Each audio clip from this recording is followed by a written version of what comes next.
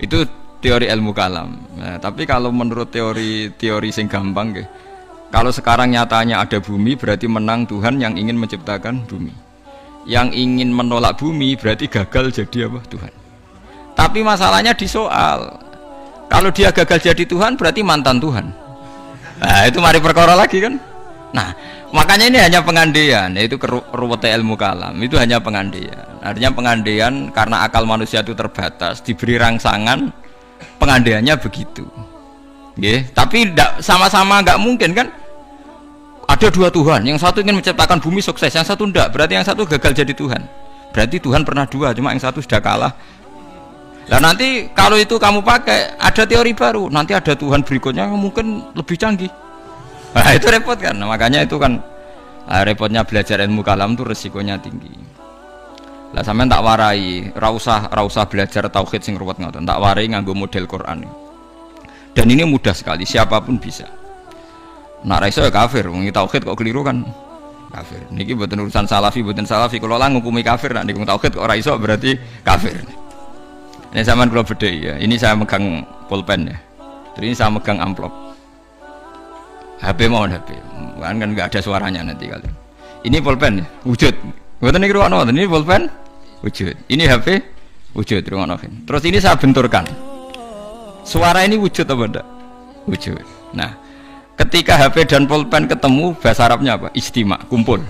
Ketika saya renggangkan, pisah. Kumpul sama pisah ini wujud apa enggak? Yo keliru.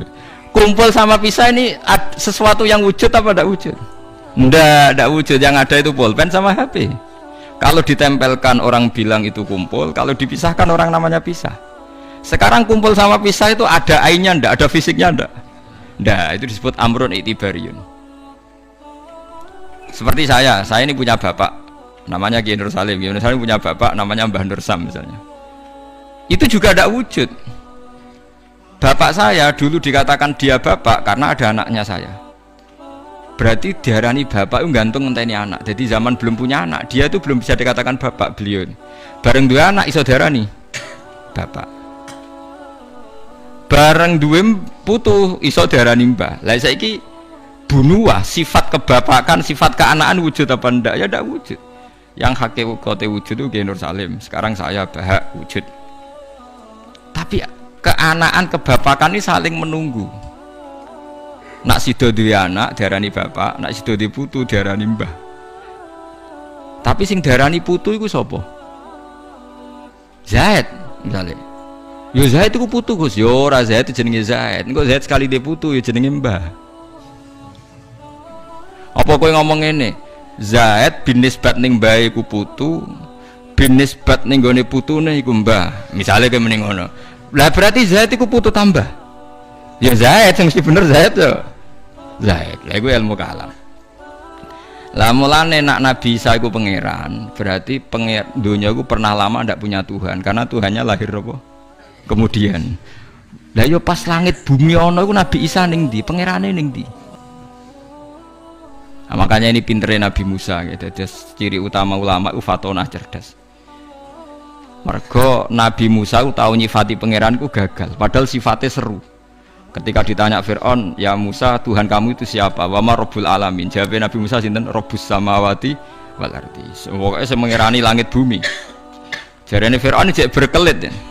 Setahu saya kalau saya jalan-jalan di bumi itu gak ada yang Tuhan kecuali saya. Ma'alim tulakum min ilahin apa?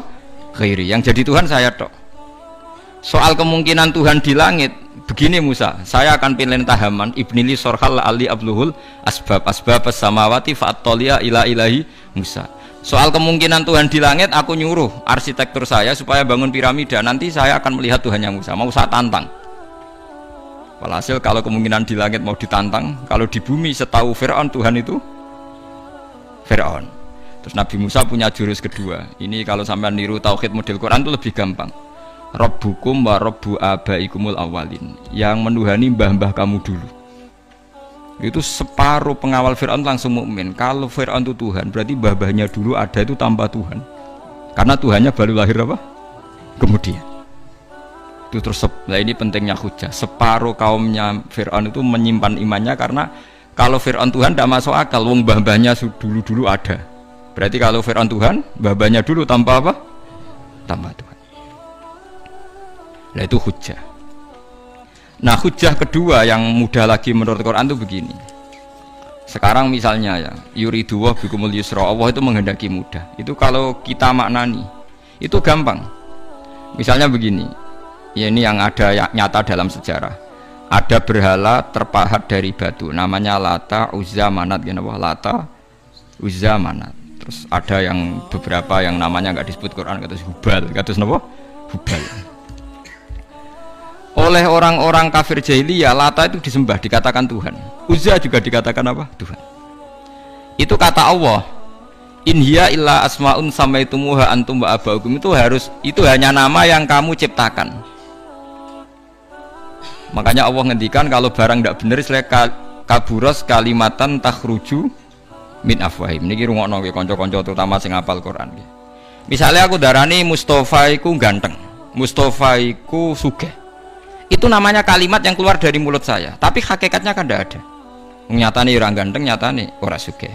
Tapi ini menjadi kalimat karena kadung keluar dari mulut. Kula baleni, tapi ini menjadi kalimat karena kadung keluar dari apa? Mulut. Misalnya saya bilang, wah Ruhin rambutnya lurus, alim, ganteng, pinter. Ini hanya keluarnya kalimat yang keluar dari mulut, tapi kan nggak ada kenyataannya. Nah, ketika orang kafir bilang berhala itu Tuhan, itu kalimat yang keluar dari mulut. Nah, kalau hakikatnya ya batu bukan Tuhan, hakikatnya itu batu. Berarti namanya pangeran Lata Uzza itu batu apa pangeran? Batu. Nah, makanya kalau Allah mengkritik orang kafir, misalnya Allah dikatakan punya anak, Yesus itu Tuhan.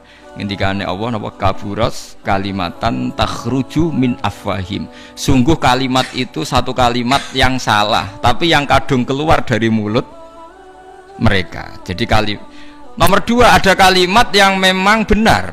Seperti saya mengatakan 1 ditambah 1 2, 2 tambah 2 4. Lah itu baru hak karena nyata. Mbok dikatakan apa enggak dikatakan ya tetap 2 ditambah 2 4. Sama dengan la ilaha illallah. Jadi la ilaha illallah itu sudah wujud sebelum sedunia ngakui la ilaha illallah itu sudah ada apa belum? Kalau bedai. Sebelum ada orang Islam di seluruh dunia, Allah satu itu sudah wujud belum? Sudah. Kenyataan ini sudah ada belum? Sudah. Lah berhubung sudah kadung ada, kita hanya menyaksikan asyhadu, saya bersaksi, a'lamu, saya tahu. Karena sudah ada, makanya disebut fa'lam annahu la ilaha illallah. Wong sudah ada, kita tinggal tahu, tinggal bersaksi. Nah, kalau yang tidak ada itu mbok dikatakan pun tetap tidak ada, itu hanya jadi kalimat yang keluar dari mulut, barangnya tidak ada. Itu disebut apa? Kaburas kalimatan takhruju min afwahim iyaquluna illa kadziba. Jadi kalimatnya itu ada, tapi fakta yang ditunjuk kalimat itu tidak ada. Faham ya lah? Mulanya ciri utama agama itu kul ja'al haqqu wa zahaqal batil. Barang hak itu pasti ada, yaitu Allah. Barang batil ya pasti tidak ada. Pangeran telu itu tidak ada. Watu jadi pangeran ora ono.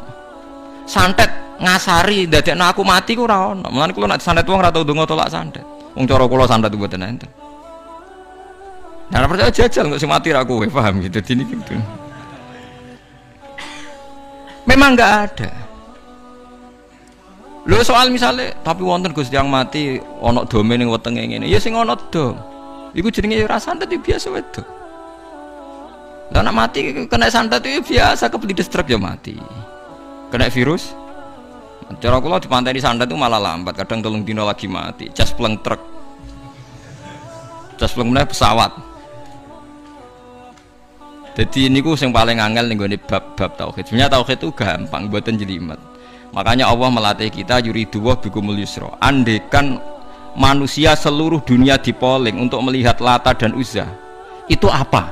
Gak usah ada orang Islam, gak ada orang kafir, gak usah intervensi, pasti mereka jawab itu batu.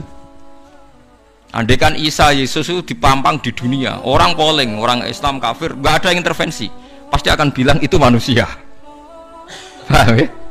Tapi lewat rekayasa dicitrakan itu Tuhan.